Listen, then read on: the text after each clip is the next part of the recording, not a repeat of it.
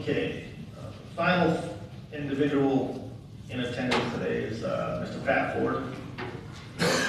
Well, just give your name and address. Sure. My name is Pat Ford. I'm with the Coalition Radio Network, Admiral Street in Providence, Rhode Island. Full disclosure, I've been planning to speak during comments all week.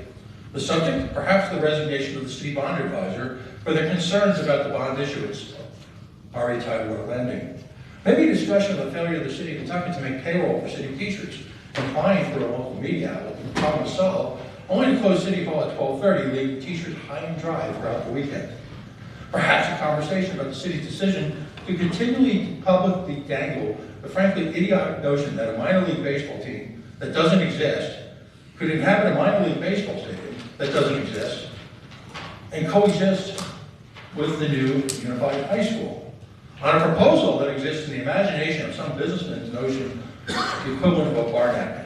A wild card is still incomplete repairs to Shea High School, which continues to operate under the threat of loss of accreditation. But no, there is the ongoing tragedy of the case of one now retired Pawtucket police officer, Daniel Dolan. You know, it used to be said that the only way that you could get a cop fired was if he shot someone. As of today, we know that even that is not true. Today, the administration of the City of Pawtucket displayed a cowardice that even I didn't think it was capable of. The decision of the city administrator to not only allow a child shooter, someone's child, now retired Pawtucket police officer Daniel Dolan, the dignity to resign, but to provide additional compensation after allowing him to be paid fully for months despite being charged with a felony, simply incredible.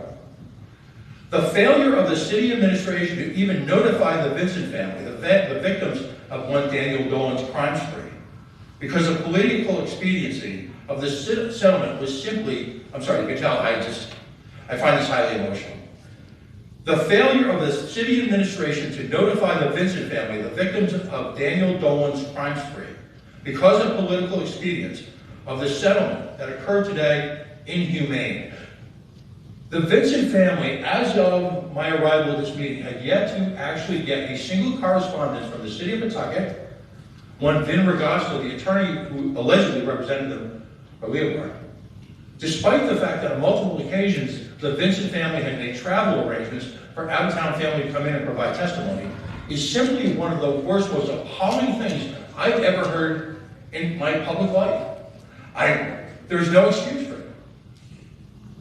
This woman had found out that the shooter, the Pawtucket police officer, despite years of experience and years of complaints, who sat there and attempted to assassinate their son, she found about it, I believe, on the radio.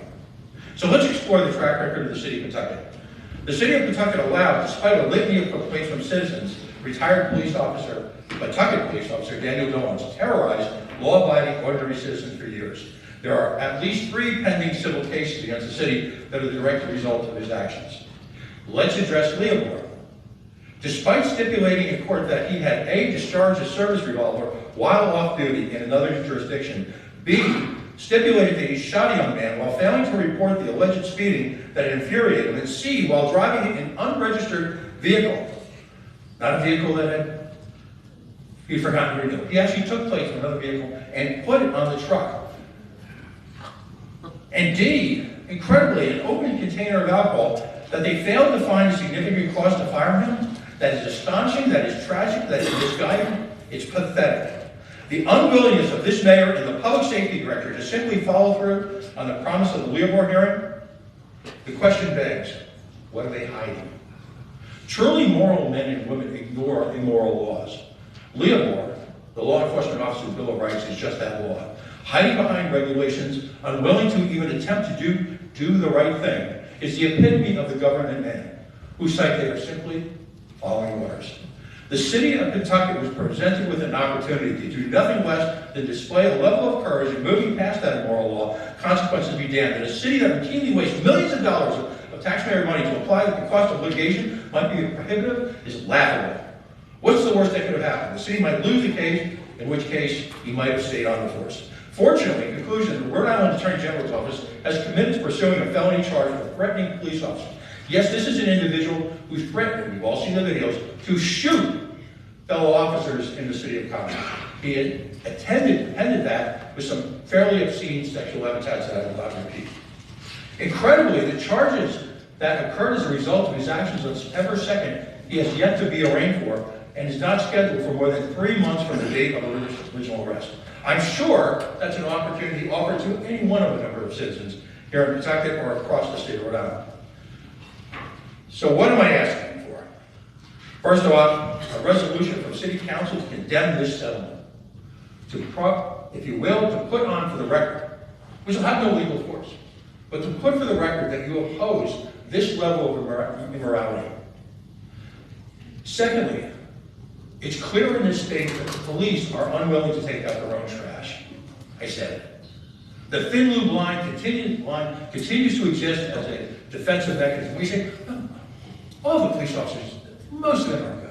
If any police officer, any public safety officer, any city employee, any mayor is willing to idly stand by and allow this to happen, then they are just as corrupt and moral as the perpetrator.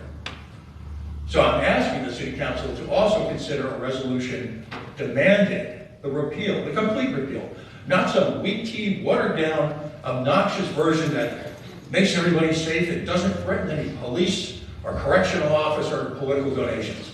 Now, have the cojones, the spirit, the morality to repeal this law and stop offering police officers across this state some form of extra legal protection so that officers like Daniel Dolan can engage in multiple crime sprees across the state, and horrifyingly enough, if he's employed in another police department across this nation. Thank you.